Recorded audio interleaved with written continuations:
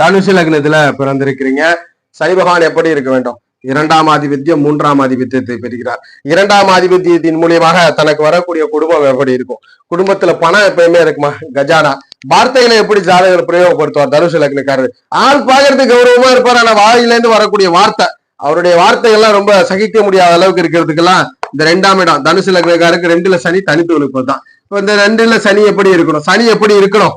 முதல்ல சனி தனித்து வலுக்க கூடாது. தனுசுக்கு தனித்து வலுக்க கூடாது. யாரெல்லாம் தனுசு லக்னத்துல பிறந்து 2, 3ஆம் ஆதிபத்தியங்கள்ல தனித்து ஆதிபத்தியம் பெற்ற சனி தனித்து வலுக்கிறாரோ, இங்க ஆட்சி மகரம், கும்பத்துல ஆட்சியோ, துலாத்துல உச்சமோ இருக்கும், திருமணம் ரொம்ப லேட் ஆகும், குடும்ப உருவாவது ரொம்ப லேட் ஆகும். அது போல பணம்னு ஒண்ணு சேர்க்கறதுக்கு அவர் 30 வயசு வரைக்கும் அவ்வளவு பாடுபடுவார். 30க்கு பிறகு கடுமையா உழைச்சாதான் பணம் கிடைக்கும். எளிதில பணம் கிடைக்கிறதுல, அந்த பணம் கிடைக்காத விரத்தியில ஜாதகரே செலவு பண்றதுல சிரமத்தை கொடுக்கிறது.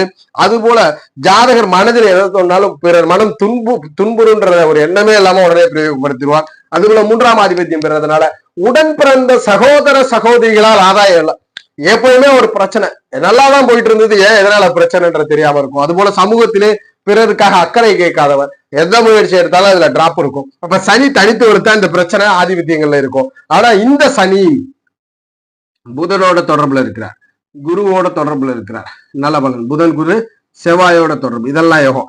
புதன் குரு செவ்வாயோட தொடர்புல இருந்துட்டாருன்னா அருமையான குடும்பம், பொருளாதாரம். ஆனா குடும்பத்தை கொஞ்சம் தாமதம் பண்ணி கொடுப்பாரு. ஆனா பொருளாதாரம் நல்லா இருக்கு, பணம் சேமிக்கிறார், பணத்தினால் தண்ணீரை வருகிறார், எல்லோரிடமும் கௌரவமாக எங்க எதை எப்படி பேசுறோமோ அப்படி பேசுறார்.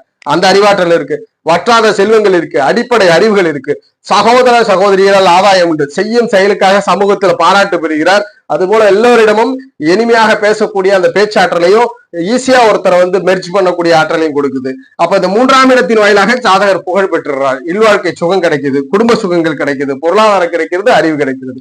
அப்ப புதன் குரு செவ்வாய் இந்த 3 கிரகங்களில் ஏதேதோ ஒரு கிரக தொடர்பில் இருந்தா தனுசு லக்ன சனி நன்மை பண்றார், யோகம் பண்றார். தனித்து வலுத்தா ஆதிபத்திய சிரமங்களை கொடுத்து விடுகிறார். ஜாதகர் ரொம்ப சிரம பிடிச்ச நபராக மாற்றி விடுகிறார்.